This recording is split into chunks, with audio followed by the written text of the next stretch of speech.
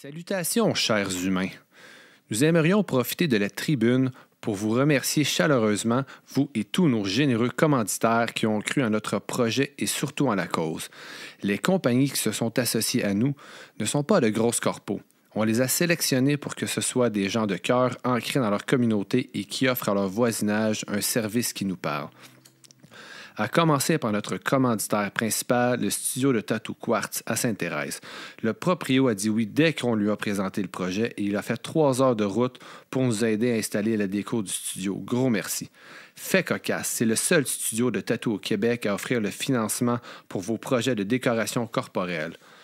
Nos drinks officiels, la cidrerie Famille Tremblay et la bière du domaine Bertillon. Ils sont du coin, ce qui permet à la Montérégie de briller avec leurs produits de qualité. La seule condition qu'Antoine Tremblay nous a donnée, c'était « Je veux que tu l'aimes pour vrai, mon cidre », c'était pour en parler. Et oui, une vraie réaction des gens qui apprécient ce délicieux cidre. Et nous l'avons aimé pour de vrai, son cidre.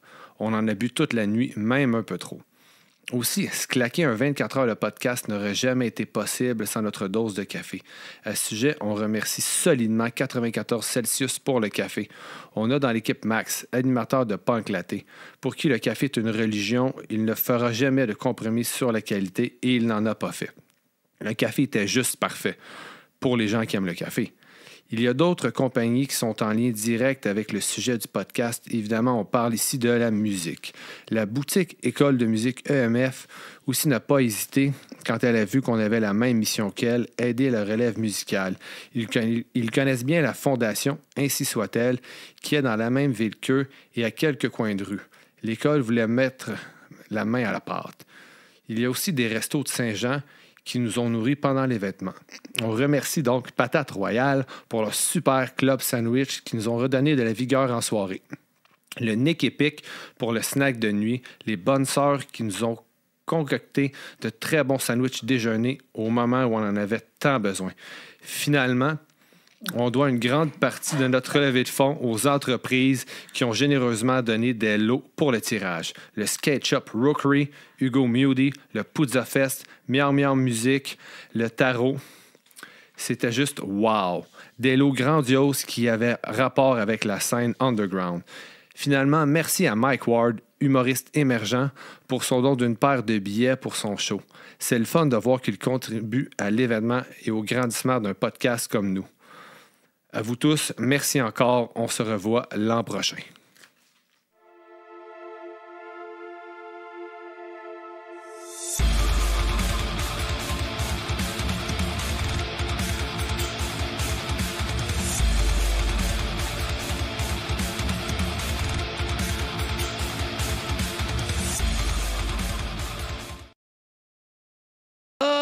Alright, tout le monde, on est encore aux 24 heures de du bruit à mes oreilles. Et pour notre 3e heure déjà, on entame ça avec Sao du regroupement Les Insoumises. Sao, comment ça va? Ça va full bien. Ouais, super content de te recevoir sur le podcast. Ça fait quand même un petit moment que j'essaie de trouver une façon de collaborer vraiment spécifiquement avec vous. Tu sais, j'avais essayé de passer avec les réseaux sociaux justement pour avoir des bands que vous aidez puis tout ça. Puis là, de vraiment avoir quelqu'un du regroupement, je suis vraiment content. Je sais pas si tu peux nous expliquer un peu comment que toute cette idée-là a parti. Ça fait quand même un petit moment là, que ça va. Ça fait déjà un petit bout. Les Insoumis, ça a commencé en fait par frustration. J'imagine, hein? Ça a commencé par un regroupement d'artistes, surtout des femmes en ce moment-là, qui étaient mécontentes de la façon que la scène alternative, la scène punk, la scène de métal à Montréal était conçue. Puis, honnêtement, avec raison.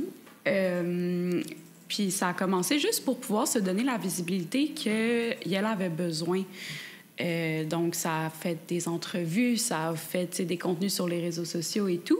Puis après ça, rapidement, avec la pandémie qui est arrivée, ça a évolué en blog parce qu'on ne pouvait pas se rencontrer, on ne pouvait pas parler ensemble, tu sais. Fait que ça a évolué en blog. Puis après ça, c'est le moment où est-ce que le regroupement qui était, tu sais, le petit regroupement de femmes qui étaient fâchées à ce moment-là, s'est transformé en collectif où est-ce que notre message a joint, je pense, vraiment beaucoup de personnes. Puis il y a eu le mouvement MeToo qui a sûrement aidé, puis tout ça, vous mettre un peu sur la map.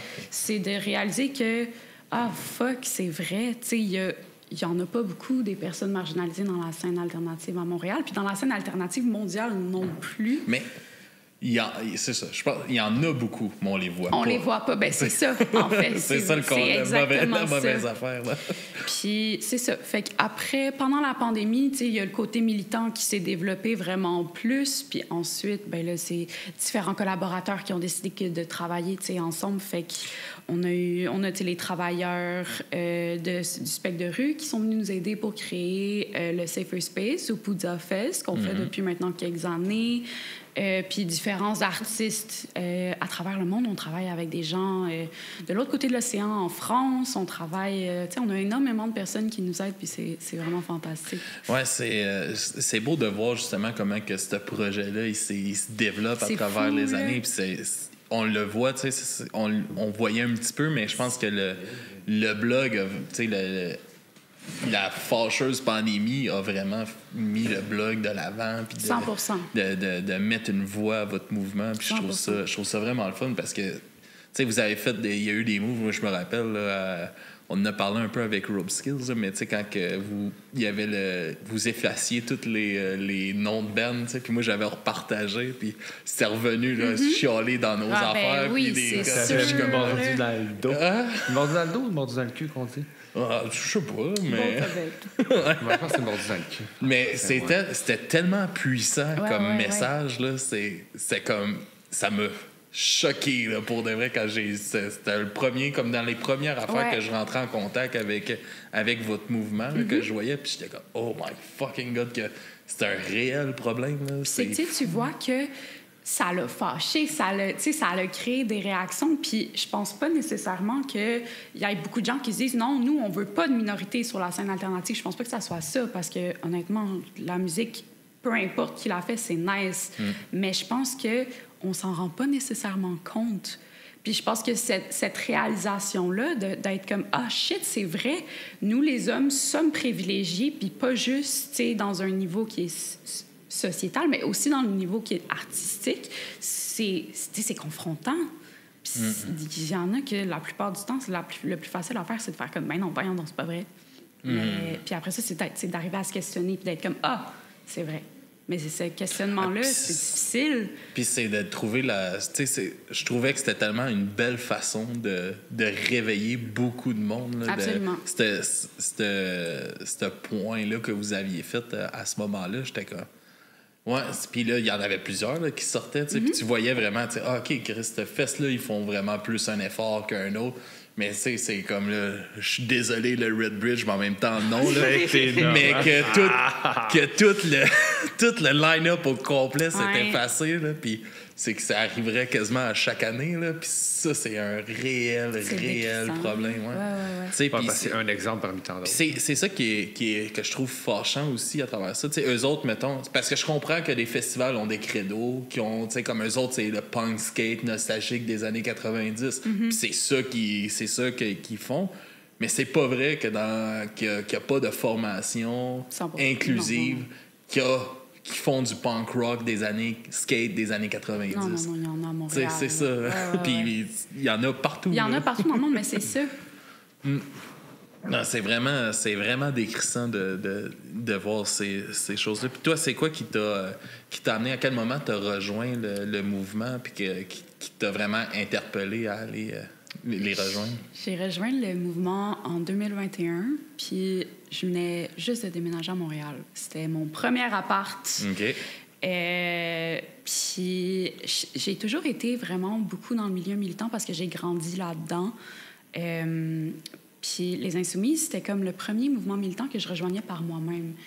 Puis je me rappelle, ça faisait un petit bout que je les suivais déjà, puis je me rappelle, Emma avait posté quelque chose du genre je recherche des écrivains pour écrire sur le blog ou quelque chose dans ce genre-là, puis moi, l'écriture, c'est mon créneau, c'est ce que je fais. Puis j'ai répondu tout de suite. Puis Emma m'a répondu, tu sais, en 3 secondes et quart. Puis j'étais comme, oh my God! Puis je capotais. J'étais genre, hey, c'est des gens... Pour moi, c'était des gens que je voyais comme un exemple. Tu sais, Un idéal un peu. C'est ça que je veux être quand je vais être grande, genre. Puis le fait qu'il s'intéressait à non seulement l'art que je faisais, mais aussi la personne que j'étais, ça me... Ça t'a interpellé directement. Ah, énormément. Puis, ouais. Fait que de te sentir inclus. Exactement. Aussi. Puis, tu sais, je sais pas s'il y a quelqu'un out there qui va pouvoir relate, mais être une femme, la plupart du temps, c'est très, très solitaire. Je me suis vraiment très souvent sentie seule. Fait que là, d'avoir un groupe de femmes, un groupe de personnes non-binaires, un groupe juste de personnes qui sont un peu des exclus de la société, ça a vraiment fait comme « Ah, il y en a des gens comme moi, genre. » Puis je pense que je continue à être là-dedans pour peut-être qu'il y ait un kid, peu importe où, qui voit ça puis qui soit comme « Il y a quelqu'un qui peut être comme moi. » Mais j'ai l'impression, tu sais, comme toi, tu le ressens à travers ce projet-là, mais tu sais, comme je pense que dans le mouvement punk, tu sais, c'est exactement ça aussi, tu sais, que le monde se sont joints à ça. Puis tu sais, ça me fait tellement rire des fois parce qu'il n'y a pas si longtemps que ça, justement, j'ai reçu un commentaire, là, puis il nous avait envoyé que c'était à cause de nous autres que la communauté punk était rendue une communauté de petites tapettes. Ah! Ouais. Ben oui! C'est surtout toi, mais c'est nous, c'est notre faute, là. C'est ta blâme. J'étais comme... Ben, merci de me dire qu'on est un safe place pour ce monde-là. Moi, je prends ça comme un compliment. C'est toi qui es un problème en ce moment, mais de voir ça dans cette communauté-là, je trouve ça tellement, en même temps, contradictoire 100%. Parce que c'est justement du monde qui se sentent tout seul, qui se sont affichés, qui se sont attachés à ce mouvement-là, puis de voir que, mais parce que t'es pas comme nous autres, fuck you, esti. Mais tu sais, quand je suis arrivée dans la communauté punk, début 2021 à peu près, tu sais, la première chose que je pensais, c'est moi, un punk, ça va être c'est quelqu'un de gentil, tu sais, c'est quelqu'un qui est gentil puis qui va être là pour moi puis qui va m'écouter. C'est pas vrai. Mais non, tu sais. Pas vrai. Comme être punk, peu importe. La scène, c'est juste un reflet de la société. Absolument. En tant que telle. Mais c'est ça. T'as des bonnes personnes puis t'as des mauvaises personnes. Ouais. Exactement. Mais je pense que c'était très naïf et enfantin de ma part. Mais tu sais, c'est un apprentissage à faire. Ben oui, c'en est un. Puis des fois, il est frappant, cet apprentissage. C'est ça fait mal parce que, tu sais, comme moi, je me rappelle, tu sais, moi, j'ai été élevé avec le mouvement punk. Je me rends compte des fois que, tu sais, c'est ça, on était... Tu sais, moi et ma soeur, on a 8 ans de différence, puis à 5 ans, j'écoutais du Bérurier Noir, des cossins de même avec ma soeur, tu sais, puis... mais on tombait des fois qu'on écoutait du Exploited ou des affaires de même, puis calisse que, tu sais, oui, c'est encore dans le mouvement punk, mais ceux-là, il est plus toxique. c'est ça. C'est macho, puis... C'est très... Oui, mais c'est ça, tu sais, c'est comme je te dis, tu sais, c'est large, le mouvement punk. Là, c'est sûr. T'as deux extrêmes. Oui, c'est ça. Tu sais, il y a pas longtemps, justement, Silly, en Guadeloupe. Salut, Silly. Hello, Silly. Es-tu là en ce moment? Oui, il est là. Il est assurément là. Tu sais, qui m'a envoyé... Snipeflex, il était là, je suis content. Il m'a envoyé un Snipeflex. Il a fait une sieste. Déjà, je suis jaloux. Il m'a envoyé un documentaire sur un mouvement antifasciste de la France, tu sais, puis comme quand les skinheads ont commencé à envahir le Paris puis toutes ces régions-là, tu sais, puis comment qu'eux autres se sont rassemblés pour aller attaquer puis de leur voler comme ce qui les remarquait, tu sais, qu'est-ce qui faisait qu'on remarquait un skin, ben nous autres on tape leur gueule, puis on leur vole leurs affaires puis on s'affiche comme eux autres, puis comme pour fucker les fâcher aussi en même temps, mais tellement puis de voir, tu sais, aujourd'hui avec la remontée du fascisme en France, c'est épouvantable qu'est-ce qui se passe en ce moment là, c'est ridicule, tu sais, puis de voir des mouvements justement comme vous qui se battent contre ces affaires-là, ça donne tellement le goût de justement comme là, tu sais, pour moi sur vous, puis tu sais, c'était tellement important pour moi d'essayer de vous avoir justement pour cet événement-là, de vous mettre une tribune puis d'essayer de vous laisser partager ce message-là. Mais 100%. Vous êtes combien, tu sais, officiellement dans les Insoumises? Êtes-vous un gros groupe? Parce que moi, je ne connais pas beaucoup. C'est une très bonne question à laquelle je pense pas que je serais capable de répondre officiellement parce que... Vous avez beaucoup de collaborateurs, j'imagine. Énormément de collaborateurs. Tu sais, on est quand même un petit groupe de personnes qui travaillent pour les Insoumises. Tu sais, mettons... Mais le travail pour... OK. travail avec les Insoumis, c'est un travail qui est bénévole, premièrement. Fait que, c'est important de acknowledge que c'est pas tout le monde qui peut offrir la même chose en même temps. Ben oui. Puis c'est une des choses les plus importantes à acknowledge quand tu travailles dans le non-profit, quand tu travailles dans le communautaire, c'est que la plupart du temps, c'est pas bien payé pantoute, puis il faut comprendre que c'est pas tout le monde qui est capable de donner la même chose en même temps. Ensuite, les Insoumises, on est un groupe anarchiste aussi. Ça fait qu'on a énormément de militants qui ne veulent pas de visibilité, qui ne veulent pas qu'on les compte comme membres, parce que, justement, ils peuvent être target par la police à cause des manifestations. Fait que ça peut être quelque chose qui est un peu trigger puis qui est un peu aussi problématique. Fait qu'on a aussi des membres qui travaillent derrière, qui veulent pas trop se faire voir. Fait que, je te dirais une vingtaine de personnes qui travaillent sur les Insoumises on a day-to-day basis. OK, quand même. Puis, on a un bon nombre de collaborateurs. Voilà, j'imagine. Mais c'est surtout, comme tantôt, j'en disais, il y a du monde un peu partout. Vous êtes en contact, c'est facile avec Internet, avec du monde partout sur la planète. Exactement. Fait que c'est pas long qu'il y a beaucoup de monde qui se rallie à ça. Mais puis, ça a commencé, je pense, en 2019, si je ne me trompe à peu pas. Près, Fait que là, ça fait à peu près 5 ans. Est-ce que la mission a évolué ou est-ce que tout le temps eu comme un but précis? Ou avec le temps, parce que j'imagine que vous collaborez avec quelqu'un, puis il y a peut-être des idées différentes. Comment vous gérez ça un peu? Bien, tu sais, je pense que la première mission, la première chose qui a fondé, tu sais, le regroupement, ça a vraiment été... On est des femmes, puis on n'est pas représentées, ça fait chier, genre. Puis ensuite, avec le monde qui évolue, c'est devenu un regroupement de...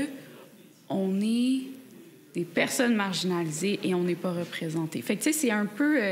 ça a une petite nuance parce que c'est pas juste des femmes qui travaillent avec nous. Vous avez fait ça, comme d'être... C'est parti, je comprends la pertinence de quand c'est parti, mais après ça, vous êtes dit, on peut être encore plus. Exactement. C'est comme le next step. Exactement. Un peu. Fait que, tu sais, on inclut les personnes de couleur, les personnes des communautés autochtones, les personnes neurodivergentes aussi, tu sais, des personnes avec soit des handicaps physiques ou mentaux, tu sais, quelqu'un avec l'autisme, quelqu'un qui, tu sais, c'est rare qu'on en voit sur scène. Des personnes non-binaires, des personnes trans, des personnes juste de diversité de genre, c'est plus rare qu'on en voit dans la scène, surtout la scène punk, c'est la scène de métal.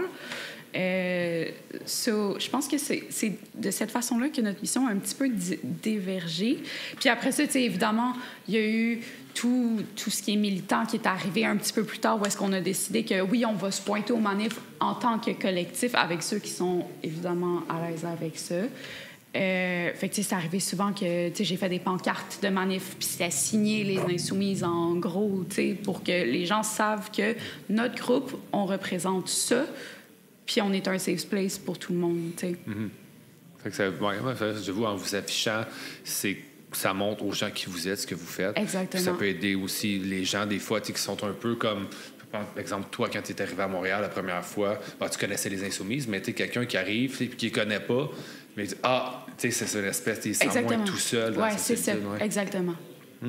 C'est cool. Ah ouais, c'est tellement important d'avoir des mouvements militants comme ça. Je pense que chaque débat, enjeu de société, chaque époque ont eu, que ce soit avec le racisme, avec justement les femmes, les communautés trans, homosexuelles, peu importe. Chaque époque ont eu des gros mouvements comme 100%. ça. Je pense que ça va en prendre tout le temps.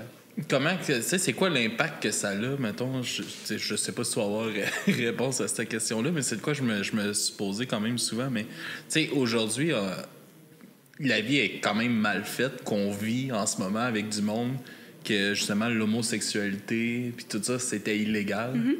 Puis aujourd'hui... Pas si longtemps. Il n'y a pas... Tu sais, ça. Puis c'est ça, c'est qu'on vit à travers ça, tu sais. Fait qu'il y a comme une énorme affaire à faire changer, tu sais. En effet. Puis ça doit amener beaucoup de difficultés, justement, à passer ces messages-là ou de, justement, faire changer une certaine catégorie d'âge que... Tu sais, parce que c'est important de leur expliquer, mais de bien leur expliquer, parce que juste se fâcher contre eux, ça sert strictement à rien, parce que ça reste fondamentalement dans leur truc. Eux autres, ben, on a grandi à travers un Québec où ce que l'homosexualité, c'était illégal, où ce que le racisme était devant. C'était blanc, homme, femme, font des bébés. La femme est littéralement... Une machine à bébé. Une machine à bébé, exactement. Fait que, tu sais, je comprends 100% la confusion, tu sais, d'une certaine façon. Mais je vais donner un exemple. Mon grand-père, Serge, si tu nous regardes. Salut, Serge. Oh, Serge, il est sur Twitch. Mon père, il est là, c'est sur Twitch. Pour vrai? Oui. Non, on s'éloigne, là. On est des invités à l'eau. Fait que, Serge, Mon grand-père et sa blonde, 75-80 à peu près. Puis moi, j'ai fait mon coming out vraiment très tôt comme personne non-binaire, comme personne queer en général. Puis après ça, mon père m'a suivi. Donc, mon père a fait son coming out comme homme trans, qui est l'enfant de mon grand-père Serge. Puis maintenant, je vais chez mon grand-père une fois ou 2 semaines. On prend des cafés. Il nous appelle les deux par nos noms choisis. Puis il nous jase ça comme s'il n'y avait aucun problème. Puis, tu sais, puis on a passé là, plusieurs heures à jaser puis à essayer de comprendre. Mais je pense que pour les gens qui aiment, la seule chose qu'ils veulent, c'est qu'on soit heureux, tu sais. Fait que je pense que Je l'aime, Serge. Oh, il est vraiment cool, Serge. C'est vraiment une très cool personne. Serge, il est en avance sur son époque, Absolument. Serge. Vraiment, oui. Parce que, tu sais, dire que Serge, c'est un dinosaure, même moi qui est du haut de mes 40 ans, j'en avais parlé avec ces mimos de Zaptec, justement, dans un gros épisode que j'avais fait sur, justement, les queers, puis les gens non-binaires, puis tout ça. Puis des fois, je parlais, on s'écrivait sur Internet, puis je disais que moi, juste du haut de mes 40 ans, je trouve que j'étais un dinosaure par rapport à tout ce qui se passe. Parce que quand j'étais jeune, il n'y en avait pas de ça. Là. Ouais. Tu sais, c'était tout très hétéronormatif. Puis à l'école, j'avais un ami qui était bolivien. Puis dans l'école, je pense qu'il y avait 2 noirs, puis c'était tout. Là, c'était tous des petits blancs. Fait que tu sais, c'est un autre monde. Fait que, mais je pense que quelqu'un qui a juste une tête, ses épaules, est capable de faire la part des choses puis de comprendre que c'est pas juste ça, la planète. Absolument. Fait que Serge est vraiment très cool. Je sais pas s'il va voir ça, mais genre... Tu en verras, ça. Absolument. Mais c'est ça, puis je pense que c'est l'approche à avoir avec les personnes plus vieilles, c'est de leur expliquer. Puis c'est pas de les prendre pour des caves non plus. Je vais pas être comme... Quand une fille tombe en amour avec une autre fille, tu sais, c'est comme... Je veux dire, je vois pas, mais... Non, c'est de l'amour, c'est de l'amour. C'est de leur expliquer que... Hey, moi, c'est comme ça que je suis heureuse.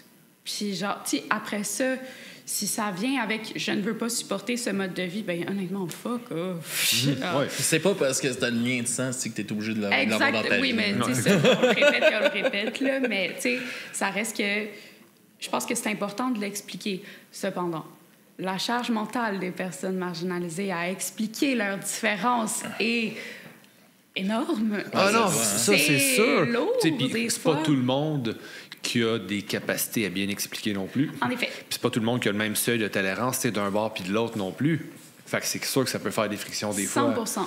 Mais tu sais, ce que je fais, parce que j'ai un petit frère, puis mon petit frère a beaucoup d'amis, puis ses amis me suivent parce que c'est ça.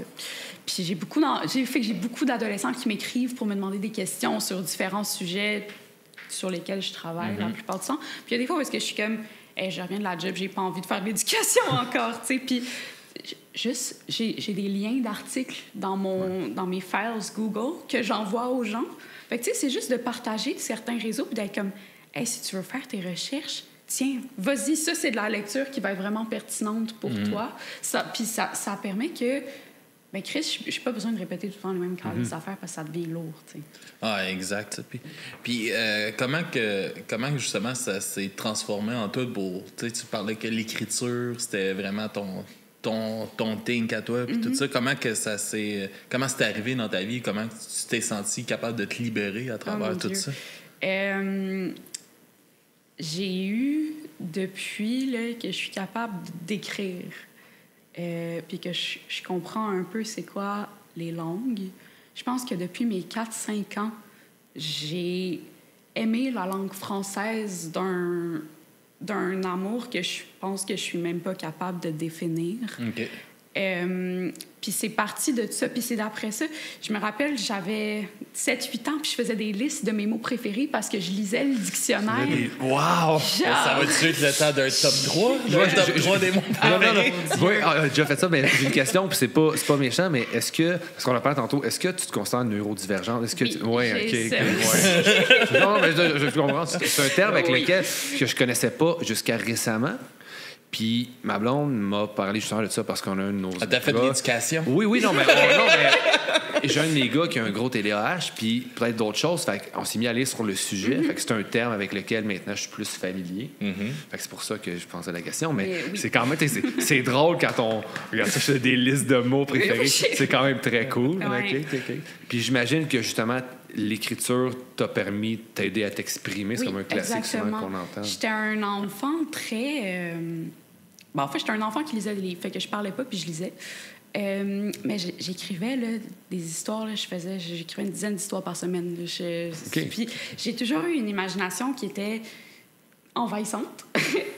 Puis c'est pas nécessairement une mauvaise chose. C'est juste que quand j'étais enfant, c'était comme ça que je la canalisais. J'écrivais des histoires. Puis, tu sais, maintenant, je les relis, ces histoires-là, puis ça fait zéro sens. Tu sais, je veux dire, c'est un adverbe avec un nom puis un déterminant. Puis, tu sais, ça fait pas de sens, mais dans ma tête, ça en faisait, tu sais. Puis après ça, avec le temps, avec les lectures que j'ai faites, j'ai découvert, oui, OK, moi, ce que j'aime, c'est la poésie. J'aime vraiment beaucoup la poésie. Fait que là, je suis comme, OK, comment est-ce que je peux développer ça?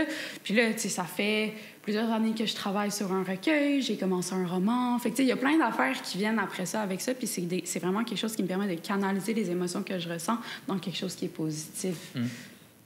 Comment, tu sais, tu parlais que tu avais fait ton coming out, puis tout ça, puis comment que ça t'a fait de sentir, de voir que le fait de faire ça, ça l'a poussé justement ton père à se laisser vivre qu'est-ce qui était pour vrai, puis de voir que ça a eu un réel impact. Juste ça, tu sais, ça a dû aussi te donner courage que ton message OK, le fait d'en parler, ça fait un impact sur la vie des gens. Puis là, t'avais une preuve calisse, pas plus que dans ta face que ça. Mais c'est juste que c'est vraiment drôle parce que, tu sais, la plupart du temps, quand on a un parent queer, la plus grosse réaction de l'entourage, ça va être c'est le parent qui l'a influencé, tu sais. Puis mon père et moi, on fait des jokes, puis je suis comme, c'est pas le parent qui a influencé l'enfant, c'est l'enfant qui a influencé le parent, pardon. Fait que c'est juste, je trouve ça beau. Je trouve ça beau, je trouve ça doux. Je pense que je n'aurais pas pu naître dans une meilleure famille que ça. On fit ensemble, on s'entend bien. Puis je pense que la transition de mon père a fait que ça nous a rapprochés d'une certaine façon aussi, parce qu'on vivait vraisemblablement les mêmes issues, les mêmes questionnements, aussi le même passage. Tu sais, je me rappelle, quelques années avant qu'il fasse sa transition, moi, j'ai fait ma première coupe de cheveux gender affirming. Moi, je aime tes cheveux, je suis jaloux. Pour de vrai, c'est vraiment hot. Moi, c'est fini les cheveux. Ouais, non, ça, c'est fini, ouais. Mais, tu sais, j'ai fait ma première coupe de cheveux, puis c'est drôle parce que j'ai revu le coiffeur hier, mais en tout cas. Puis, quelques années après, mon père a fait sa première coupe de cheveux, puis il me parlait du sentiment qu'il avait à ce moment-là, puis c'était exactement le même que moi je ressentais des années plus tôt. Genre, fait que c'est fou de voir à quel point ça n'a pas d'âge, puis que cette euphorie de genre-là, elle est réelle, puis elle est tellement fucking précieuse. Je pense que c'est un des... Tu sais, de se regarder dans le miroir, peut-être comme « Oh, fuck, c'est moi, genre. » C'est une des plus belles choses que j'ai vécues dans ma vie, honnêtement.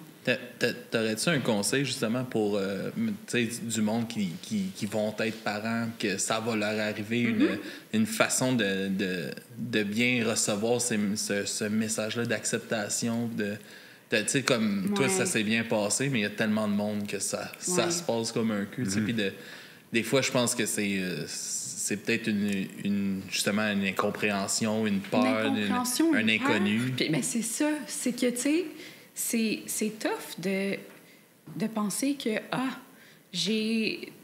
t'as accouché d'une petite fille, puis là, tout d'un coup, sans que tu aies pu nécessairement, tu sais, réaliser ce qui se passait, ben ton enfant te dit « Ah non, c'est pas ça que je suis. » Genre, tu sais, je veux dire, ça change complètement. Tu sais, c'est un choc quand même. Tu sais, c'est la personne que tu penses connaître le plus n'est pas ce que tu penses qu'elle est. C'est rough quand même. Mais mon conseil, ça serait l'écoute. Je pense que ton kid va savoir plus qui elle est que toi. Puis d'après ça, si tu as des questions par rapport aux transitions ou à ce genre-là, c'est pas à ton enfant que tu dois les poser. C'est à Google. Genre, Respecte ton enfant dans son intimité. Ton enfant n'est pas là pour t'éduquer. Ton enfant est... Je l'ai fait l'éducation de mes parents, puis c'est difficile. C'est vraiment lourd parfois. Fait que je te dirais, fais tes petites recherches. Puis tu sais, je veux dire, si ton enfant te demande « J'aimerais ça rencontrer un médecin », OK, on va rencontrer le médecin. Puis après ça, toi, tu peux poser tes questions au médecin si jamais tu as besoin. Mais déjà que l'enfant, lui, en tant que tel, il doit se poser en crise des questions. Mais c'est ça. Déjà qu'un enfant, peu importe, même si son genre est décidé dans sa tête et il sait, veut pas à l'adolescence, que les hommes... Grandir, c'est un questionnement. Ben oui, l'adolescence, on va se dire. Fait que si en plus le parent va chercher des réponses à travers son enfant, c'est peut-être un petit peu overwhelming. C'est très overwhelming. Déjà que l'adolescence en tant que telle est une période tellement intense, puis tellement pleine de questionnements, puis d'émotions pas claires, puis ton corps, il change, puis là, tu rajoutes une transidentité par-dessus ça. C'est la pire chose ever. Comment tu vois ça, justement, un peu? Tu sais, moi, j'ai travaillé pendant 4-5 ans comme chauffeur d'autobus scolaire. Okay. J'ai trouvé que chez les jeunes, il y avait vraiment plus de fluidité à travers tout ça. Il y a moins le stéréotype de chum blonde. C'est vraiment... J'avais vraiment l'impression que c'était plus fluide dans leur dans leur identité. Puis tout ça, tu trouves-tu que ça s'en va vraiment vers... on va vraiment réussir à avoir une ouverture vraiment plus grande. Puis je pense qu'avec les générations qui sont crissement conscientisées avec tout ça, as-tu espoir que ça va vraiment aller mieux? J'aime penser que oui. Mais avec la montée du fascisme et de l'extrême droite, je trouve... Mais juste aux États-Unis, je trouve... Ça me fait peur. Mais j'aime penser qu'on va être capable de faire quelque chose de collectivement, puis de respectueux pour tout le monde, éventuellement. Oui, c'est un gros bateau à tourner. J'ai l'impression que... changement, mettons. Tu sais, dès que, mettons, du monde qui manifeste, qui lève le ton, puis tu as des fascistes qui lèvent le ton, ils lèvent tout le temps le ton un peu plus. On dirait que c'est... Ils ont plus...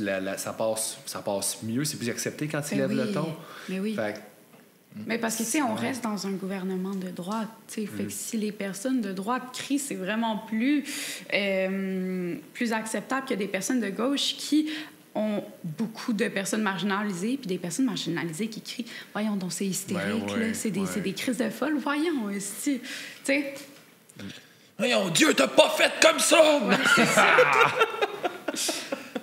Ouais, c'est ça. Mais tu sais, c'est le fun parce que tu sais, même que je vois mon père il est dans le chat, puis bon, comme tantôt, mettons, justement, je donnais mon exemple de qu'est-ce que j'ai écrit, puis mon père, hey, on dit plus ça aujourd'hui, il m'a quasiment chicané dans le chat. Dans le chat d'avoir dit ça, tu sais. Qu'est-ce que t'avais dit dans le chat? Ben, non, c'est que tantôt, je comptais le... Dis-le, qu'est-ce que t'avais dit? Non, c'est correct. Le gars, qu'est-ce que le gars nous avait dit, justement, puis tu sais, c'est comme... De voir ça, tu sais, des changements comme de mon père, tu sais, de le voir. Tu sais, je pense que mon père a toujours été une personne relativement très ouverte à toutes ces choses-là, mais tu sais, de voir un bonhomme de 65 ans qui est comme j'essaie de rester quand même à l'affût de ce qui se passe puis dans l'ouverture, tu sais, c'est sûr qu'il doit avoir été trigger par ma soeur, tu sais, quand que ma soeur qui arrivait chez nous à 12 ans qui avait un mohawk sur la tête, là, je pense pas que mon père il a trippé là, au début.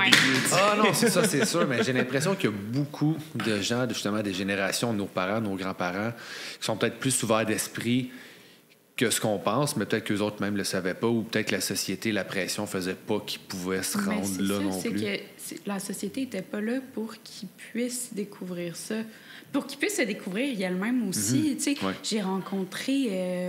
j'habitais dans Schlag. Mon premier appart était dans Schlag. Puis il y avait l'Anticafé sur Sainte-Catherine, qui est comme une coopérative. Anyways.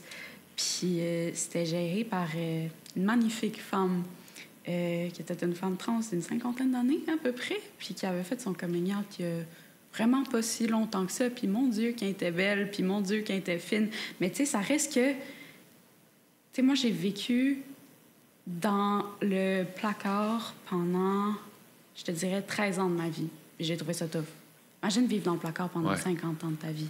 Tu sais, ceux-là qui tombent en plus dans le... Tu sais, ça arrivait plus à cette époque-là, mais dans le pattern de... Tu sais, je suis homosexuel, par exemple. Ben oui. Je tombe avec une femme, j'ai des enfants.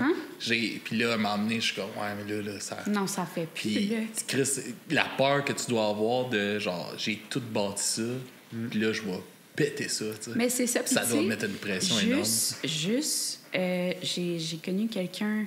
40 d'années à peu près. Une vieille personne. Une vieille personne, là. C'est vieux Christ. Puis cette personne-là avait, tu sais, a eu des kids, tu sais, puis à un moment donné, une trentaine d'années, il se rend compte, j'ai une famille, j'ai un chum, j'ai 2 kids, genre, j'ai une maison, j'ai une job dans la banque, genre, puis se rend compte que ça le fait plus, là. Si cette personne-là ne partait pas, cette personne-là allait mettre fin à ses jours, d'une certaine façon. Puis c'est fou, là. Genre, je veux dire, tu sais, tout ce que tu as bâti, tout ce que tu as intériorisé, c'est pas ça. Ça doit être une réalité tellement dure à faire face. C'est de vivre comme si t'étais pas toi. C'est fou. Une fille que je connais, elle a eu ses 2 chums back-à-back. Son premier, elle était avec pendant comme 5 ou 6 ans. Elle m'a emmené, non, je suis homosexuel, il la quitte. Elle sort avec un autre gars, elle se marie, elle a un enfant. Non, je suis homosexuel, puis elle quitte. Elle, là, même le sentiment, tu sais, qu'elle aussi, tu sais, c'est que ça fait ça, tu sais, à la personne qui vit ça, mais aussi à la personne qui le reçoit. Ben oui. Elle, là, elle est tout retombée dans le questionnement de c'est quoi que moi je fais pas correct. C'est-tu moi qui vire gay? C'est-tu moi qui... Puis c'est comme... Non, tu sais, c'est vraiment...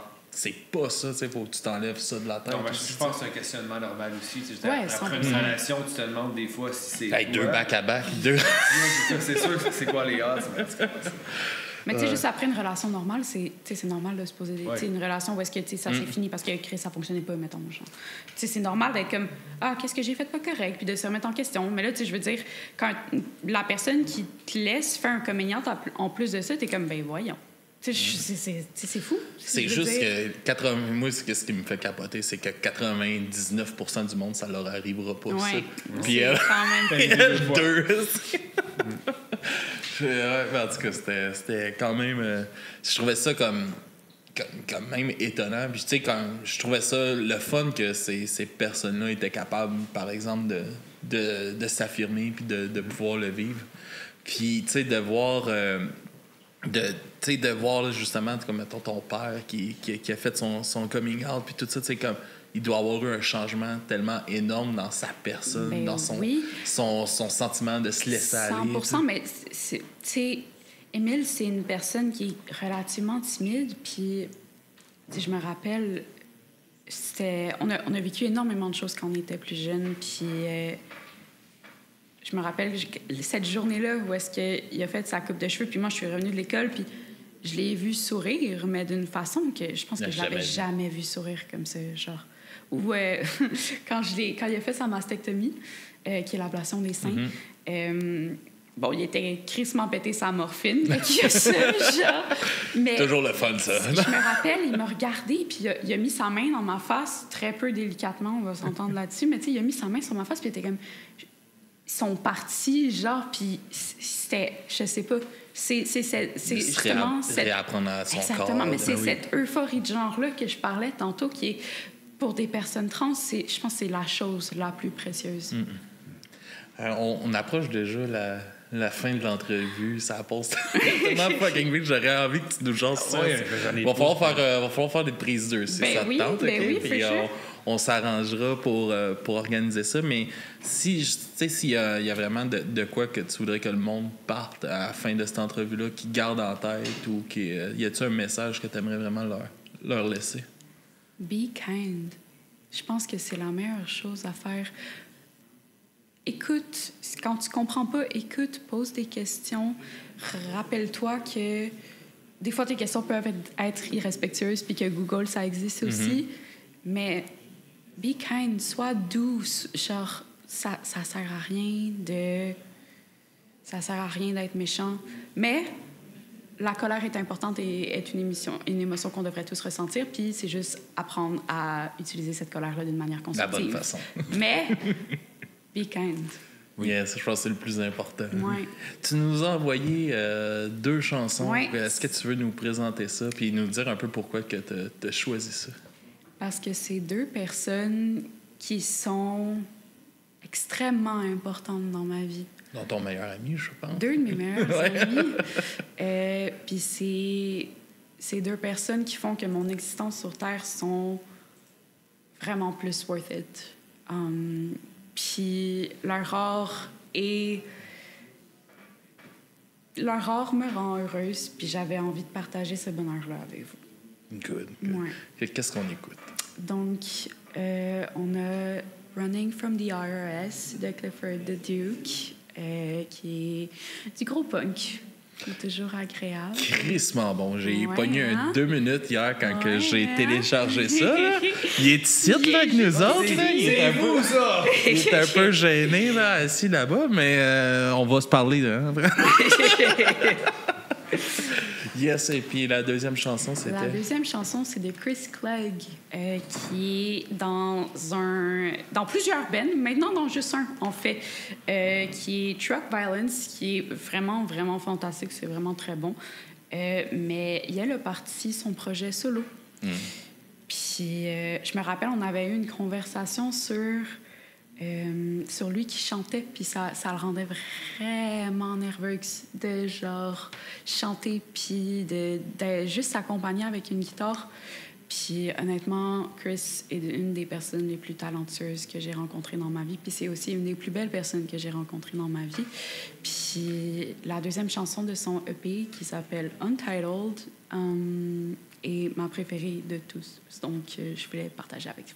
Parfait. On va aller écouter ça. Merci d'avoir pris le temps Mais de ça me venir fait full plaisir. de venir discuter avec nous autres. Là. Je sais pas ce que j'allais dire, mais de venir Ben, discuter avec nous merci autres, full c'est de super le fun. l'invitation. Ouais. Yes, puis comme je dis, ça serait vraiment le fun Ben de oui, se faire pour un vrai. part 2 Pour vrai, éventuellement. On se déplacera à Montréal, nous autres. OK, parfait. C'est bon, ça? Ça arrive qu'on se déplace. Fait qu'on va aller écouter ça. On vous revient après cette petite pause-là pour nous autres vers dans une dizaine de minutes avec Ryan Stevenson. Fait que on va changer de truc un peu. On va parler de rap, j'imagine. On va parler de pop-punk. C'est un artiste solo incroyable aussi. Fait que on s'en va écouter ce que tu nous présentes, Sao. Puis Ben, merci écoute, encore mais énormément. ça me fait full plaisir, voyons. Yes, sir. À tantôt tout le monde.